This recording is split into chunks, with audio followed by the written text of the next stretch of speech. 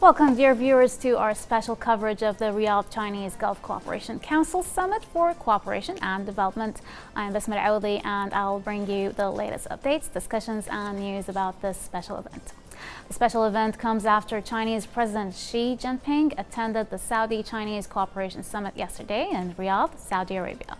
Later on, the summit will be the Chinese GCC Summit, which will be hosted in the same place.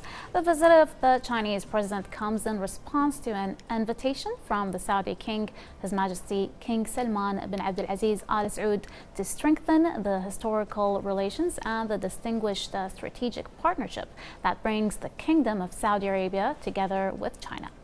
This visit will also witness the first China-Arab State Summit and the China Gulf Cooperation Council GCC Summit in Riyadh.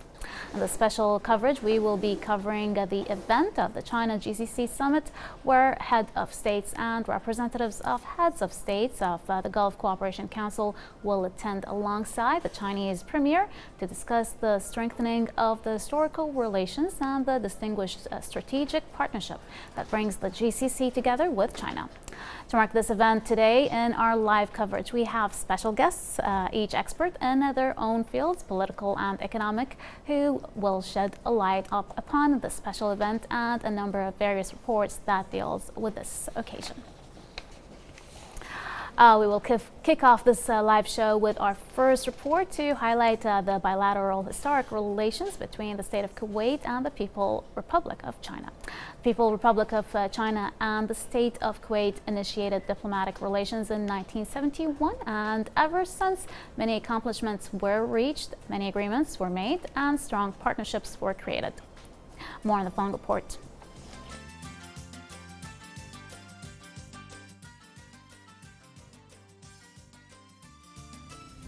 The State of Kuwait and the People's Republic of China established diplomatic relations at the ambassadorial level on March 22, 1971.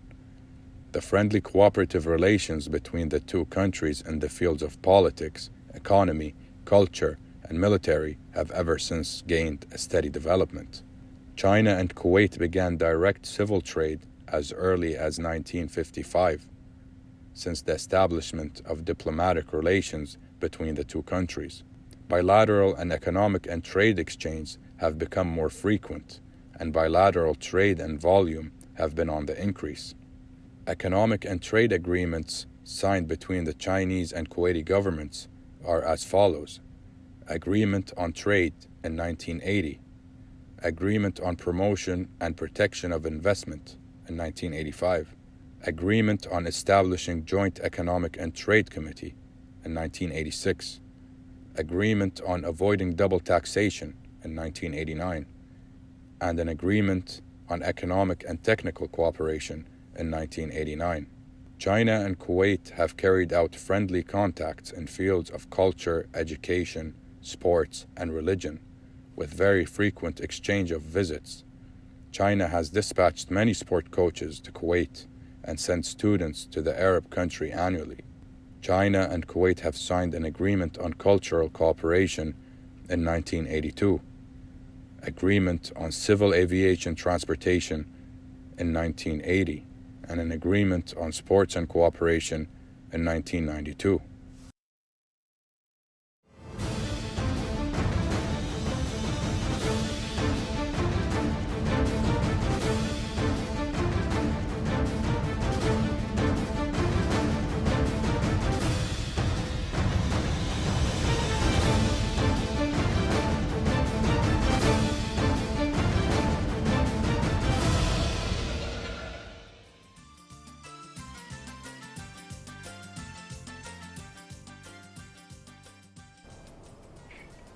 Welcome back, our dear viewers. I would like to welcome our guest of the day, Mr. Nader Al Obaid, a former leader in the banking sector, strategic planning consultant, economist, and financial expert. Welcome, Mr. Nader. We are very happy to have you with us here today. Same here. Thank you very much for having us. It's an honor. To be, or at least to contribute in this event, this important event. Thank you very much. Absolutely.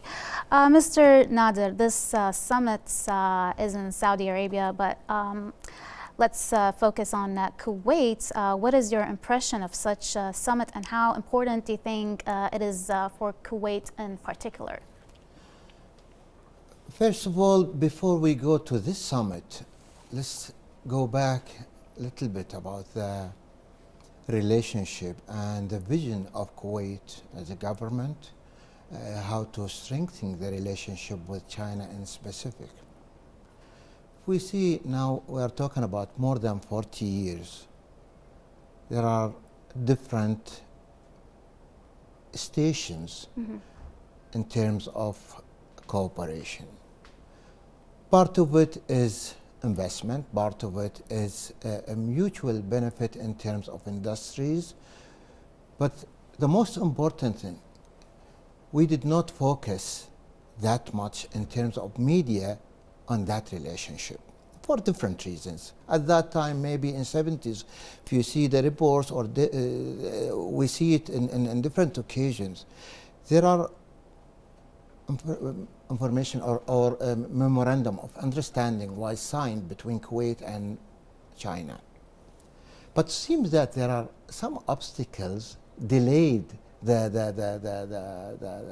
relationship in different ways. I think one of the obstacles was maybe the language, because at that time China was not exposed that much internationally. This is, I think, one of the. Second, because the region went through certain conflicts, political. That's why we're so busy with the political aspects. And now I think it is a smart move from the GCC and the Arab world to activate and to work proactively approaching China. China is now, we see it opening into different ways with all the the countries. And there is something it's called Ubur. What's Ubur stands for? One belt, one road. Ubur in Arabic, you mean? It is in Arabic, but it's the one P. Yes. So Ubur is one belt, one road. This is the vision of China, and starts 2013. Wow. To reach and to have a cooperation between China and 150 countries. This is a roadmap starting from 2013 until 2049. Wow. Now, we are talking about, let's say, less than 10 years from activating this vision from China. I think it's now, we are glad to see the Arab and the GCC in specific sitting and taking the advantage and maximizing the benefit of this relationship in different directions. So I think Kuwait went ahead before the GCC, but now we are very happy to see them as one unit, as the GCC countries beside the Arab, to maximize the benefit of this relationship. Absolutely. You mentioned something very interesting about the language. So do you think after this summit we will start learning Chinese in schools in Kuwait? In fact, we should. We should. You know, we are talking about. Yeah, actually, when it comes to scholarship, universities, and we limited ourselves to send the students United States. To United States or Europe. Europe, yes. Sometimes certain time to Russia. Yeah. But why are we limiting ourselves to go to the Eastern countries? Because of the language. Why is that? Because we are talking about the depth in culture and civilization. Definitely. There are different strengths and aspects we should be exposed to. I think in this summit, the education and the culture will be at least considered in a way. If it's not from Saudi Arabia, from the GCC. That would be very interesting. And what are your expectations more on the summit this year, and why this time do you think it's important to have a summit? Well, you know, in 2022, there is a political conflict took place where we see Russia and Ukraine. Yeah, absolutely. I think the GCC countries, they realize that why not to choose or widening our strategic partnership. I think this is very important. So what they did, the agreement is there. Now they want to activate it in different ways.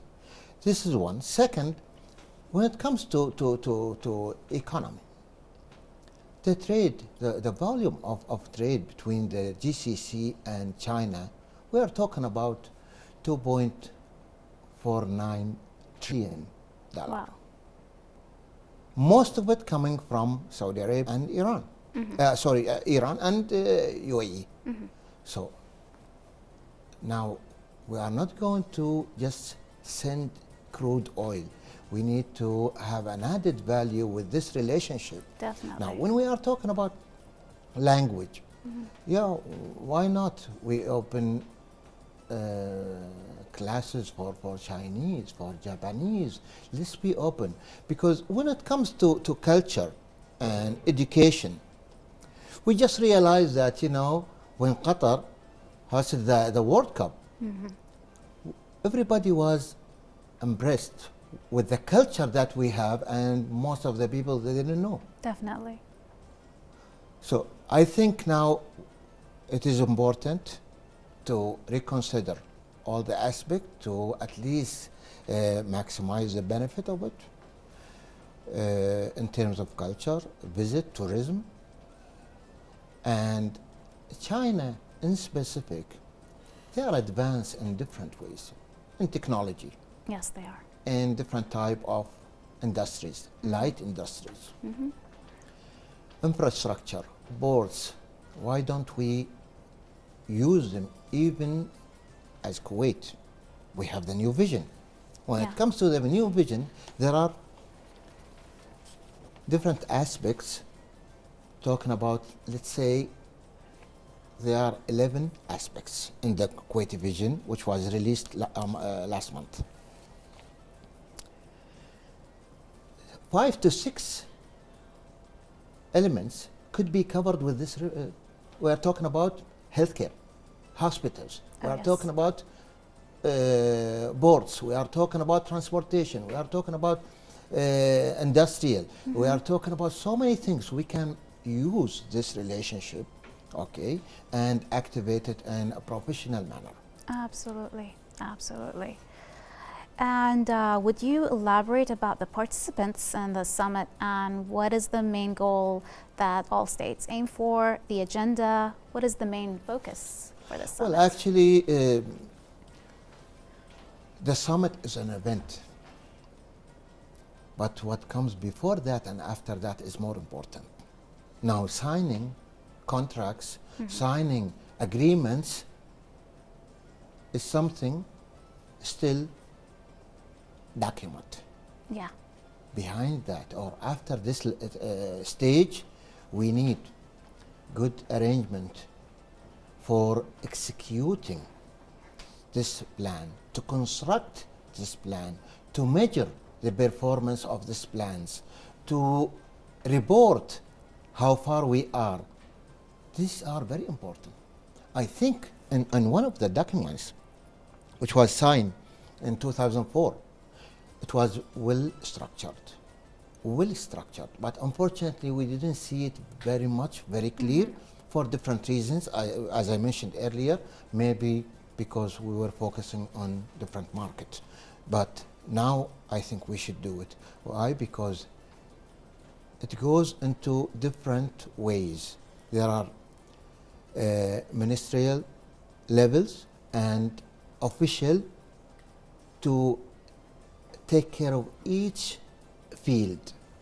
What happened during 2004, 1 year and or every 2 years, one in Yes. one of the Arab countries, and the second one in China. So one of the visits that Sheikh Sabah at that time visited, he was timing for that occasion when it was in Shanghai Yes. or Beijing at that time. Yes. So this is an important field to measure, to execute, to make sure that we are in the right direction. And how can we benefit from China as a strategic partner? You see, now there are some restrictions regarding the technology. Now we are dealing with the technology. Now we see most of the countries in the GCC signed for 5G, Yes. which is coming from China. Absolutely, So yes. this, in a way, diversification and interest, and what drives? Usually, economy drives politics. True. Very true. Why? Because now if Money I is see power. my interests, then I can accommodate, I can modify my policy, my politics accordingly. I think this is very important now to consider this event. And what do we expect? I think it's nice to see, and it's where everybody's happy that the GCC are talking with one voice, okay, what they need. In this way, this will enlarge the relationship in a way Definitely. in different directions. Definitely. You mentioned Sheikh Sabah, may Allah rest his soul in peace. I'd like to ask you, what was Sheikh Sabah Al Ahmed's role in developing the relations between Kuwait, China, and the Middle East regarding the visit in 2018? Well, in terms of politics, you know, China is a very peaceful country, and usually they are not interested to be part of any conflict. This profile fits the Arab Yes. countries. And Why? Kuwait in Because particular. they are supportive, Yes. even in the Palestinian case, they are very supportive. But when it comes to economy, yes, Sheikh Sabah at that time 2018. he opened, yes. he opened, or actually he instructed the government to open representative office in Beijing. Then it was moved to China, to Shanghai at that time. Not only to focus on the Chinese market. It was a hub to use the market and be closer to other markets like Japan, Korea, Singapore. You know, those four countries are very important to have good relationship with in terms of, you know, technology and knowledge and experience. Definitely. Definitely. That was wonderful. Thank you, Mr. Nader. We will be back with our guest after the upcoming report. The People's Republic of China is the Arab country's main bilateral trade partner, with figures amounting to $330 billion in 2021. To know more about how strategic is this trade partnership, stay tuned for the next report.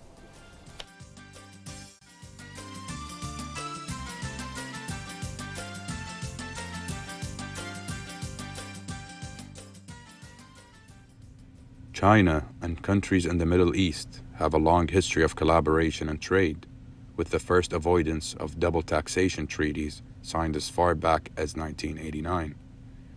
The network of double taxation agreements and bilateral investment treaties has continued to expand in the years since, helping to facilitate investment and trade between China and the region. China's recent proposal for a new Silk Road, backed by a $40 billion infrastructure investment fund, evoke memories of its ancient trade and cultural connections to the Middle East and regions farther west. The Middle East is an important key in China's Belt and Road Initiative, which has led to dramatic increase in infrastructure investment in the region. And the Gulf countries in particular are a strategically important region for China's energy security. In addition, China overtook the EU as the largest trading partner to the Gulf states in 2020, further cementing their strategic partnership and mutual interests.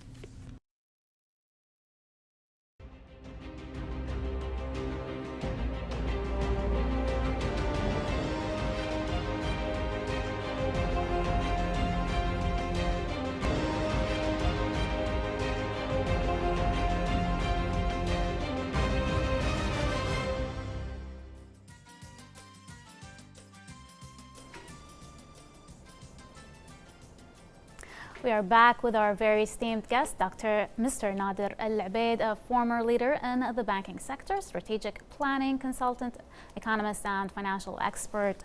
Mr. Nader, will the summit in Riyadh help strengthen ties between China, GCC, and the Middle East? Do you think the relationship will get stronger after this, or will it affect other relationships? Well, I think now the GCC and their vision collectively, they are trying to position themselves to have a balanced relationship between different areas worldwide. And it is I think a good sign to do that. Now we need to, or let's put the other way around this question. Are we ready to receive the contribution from China, and how ready we are? When we talk about the Arab countries and the GCC countries, the requirement for the GCC is completely different than the other countries. Let's take an example, Sudan or Somalia or Tunisia or other Arab countries. Yes. Their requirement is different than the GCC countries. That's why we need to be very careful. How can we mix and identify what we need from the other party? The GCC, most of them, they have the crude oil. And now in return, how can we enlarge the trade business? But the point here, is that what we need? I think, in my opinion, not transfer, the knowledge transfer is important here. The coaching process is very important here. Now, instead of sending finished product, are we ready to receive foreign companies, like Chinese company?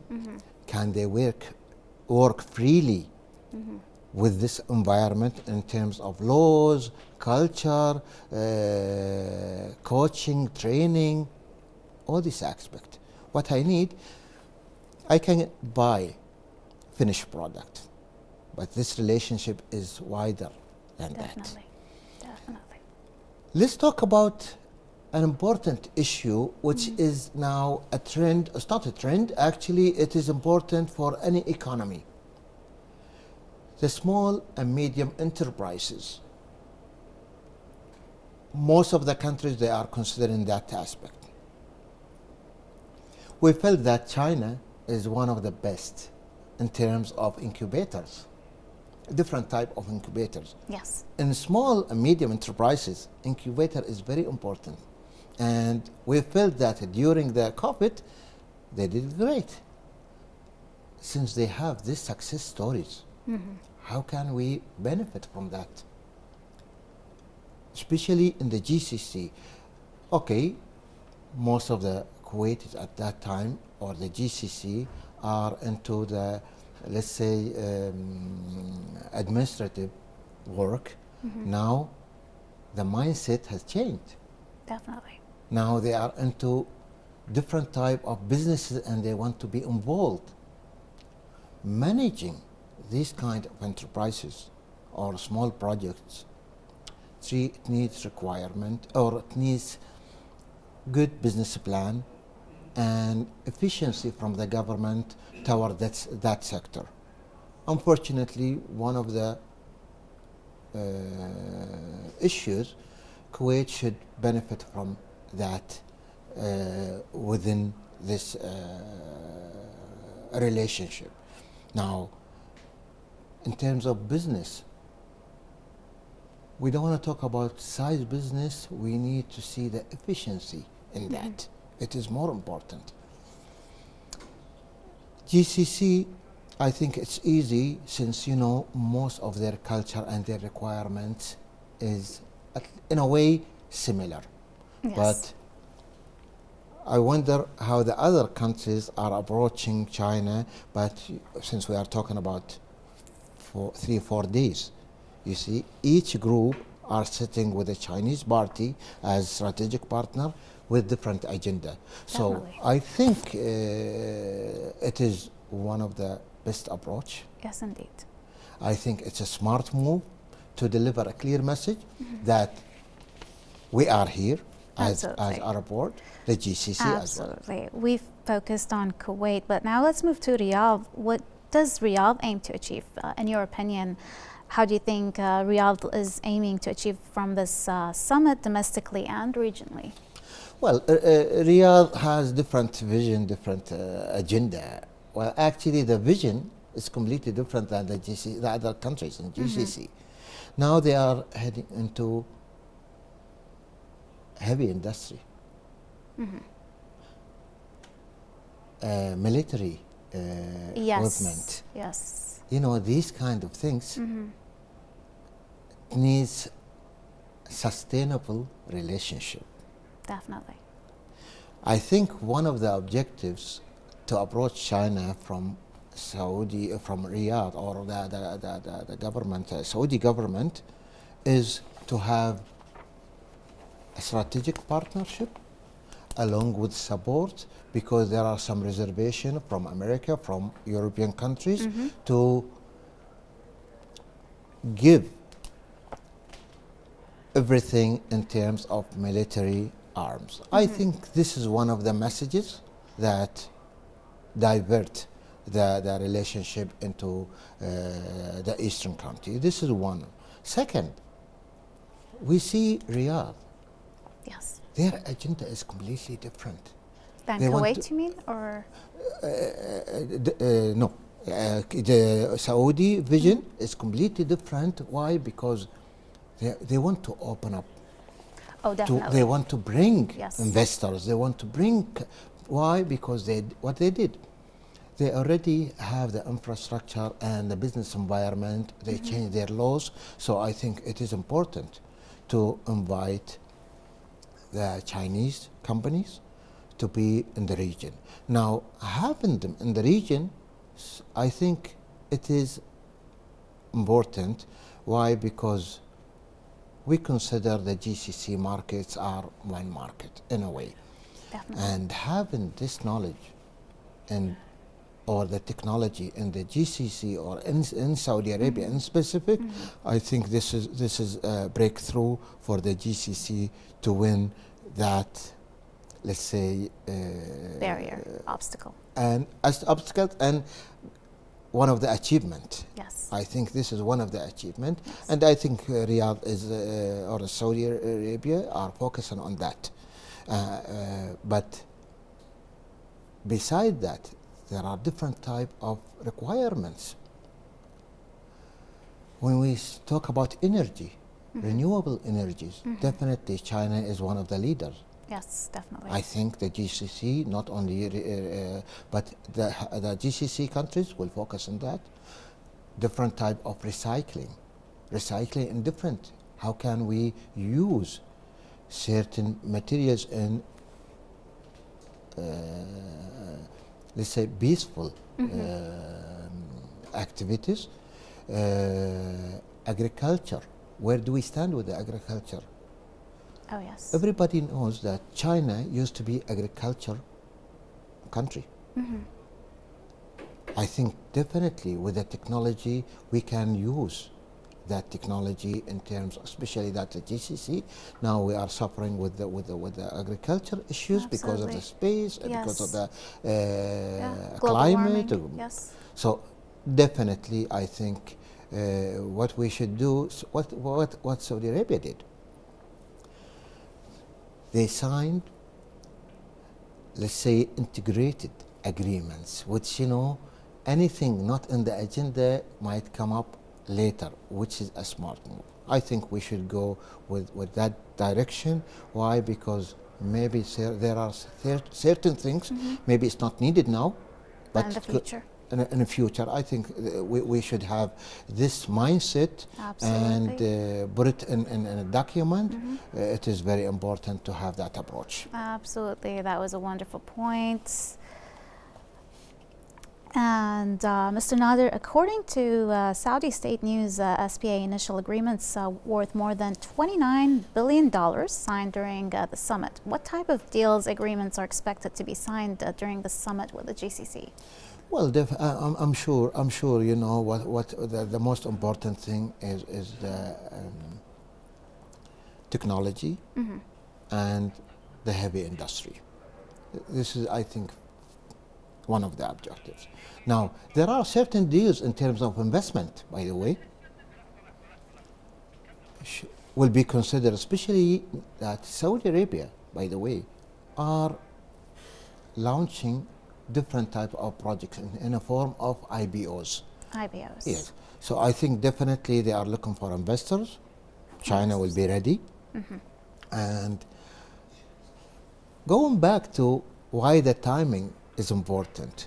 If you see, China is going in different direction. And in terms of building ships, marines, Absolutely. they approach Greece. So I think it's important to focus or to direct the Chinese government and their objectives and their vision to the Arab world. Is the timing is important. Why? Yes. Because China is going even in different directions. Absolutely.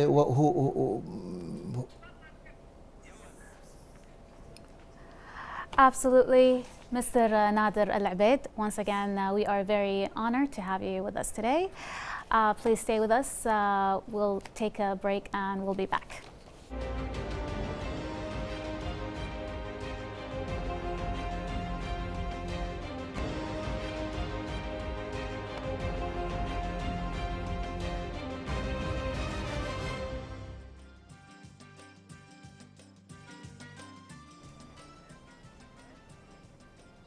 Welcome back to our special coverage for the 2022 GCC Chinese Summit.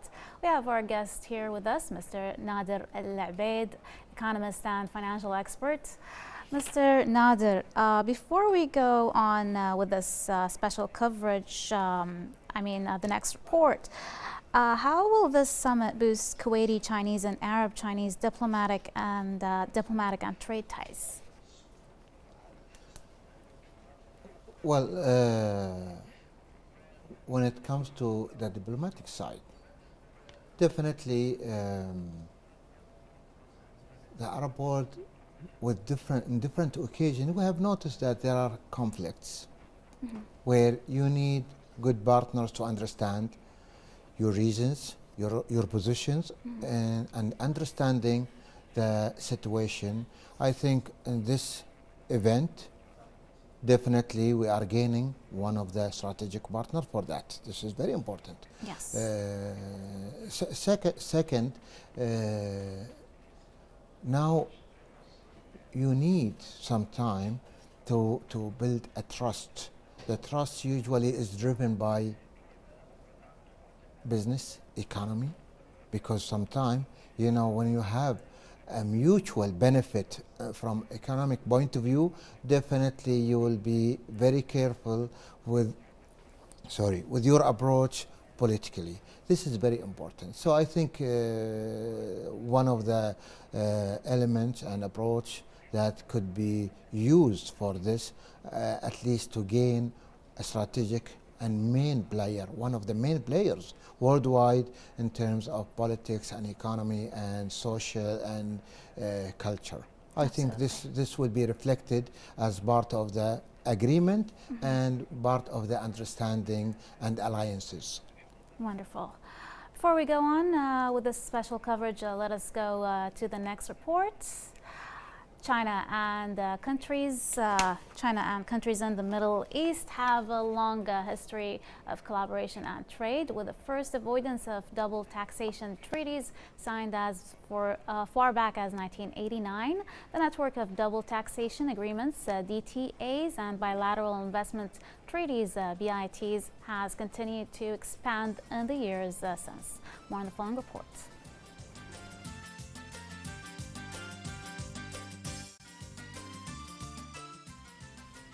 China's relationship with the region is significant.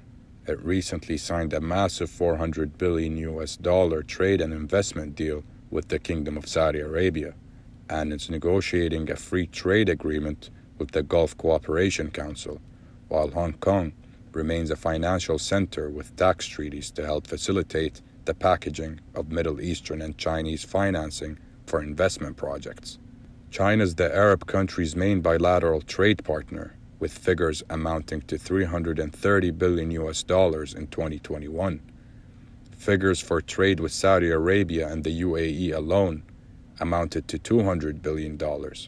Chinese investments in the Gulf, including ports and infrastructure, has topped $177 billion, and these are creating additional investment and service opportunities in their own right, the knock-in effect of creating new infrastructure. The state of Kuwait, UAE, Saudi Arabia have each launched various digital initiatives as a core component of their respective Vision 2030 plans to spur growth and promote employment. The UAE is the trailblazer in the deployment of high-speed telecom infrastructure. Several financial technology firms have moved to the UAE. Meta has established a virtual hub in Qatar for small and medium-sized businesses, with training webinars on digital marketing. On the other hand, China needs oil and gas to fuel its rapid economic growth and become the largest exporter of goods in the world, while the Arab states need export revenues to finance the diversification of their economies.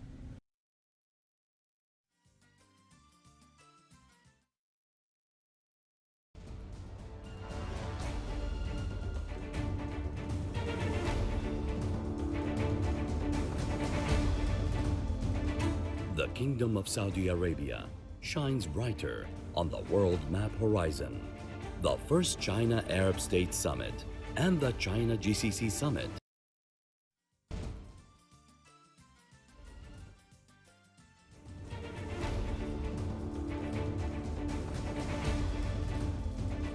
The Kingdom of Saudi Arabia shines brighter on the world map horizon. The first China-Arab State Summit and the China GCC Summit take place on the prosperous land of Riyadh.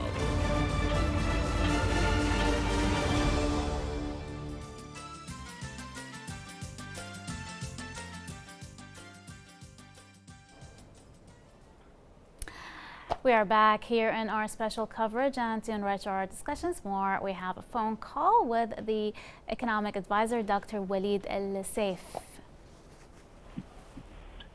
Hello? Hello, Dr. Walid? Yes, speaking. Dr. Walid, we welcome you here in our coverage, and to kick things off, tell us about your impression about the summit. I think it's a wonderful summit. I think there is a good exchange with the Chinese president. I think what he have mentioned in his speech reflects his seriousness of having a serious cooperation with the GCC members. Absolutely. Dr. Walid, how does this summit will have an effect on Kuwait 2035 vision? I think all the points mentioned by the president of China point out to areas of development in the economy of Kuwait. So, like for example, communication is needed to be enhanced. He's already talking about sixth generation.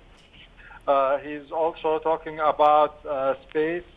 He's also talking about using clean energy. Also, he opens lots of opportunities in Chinese market.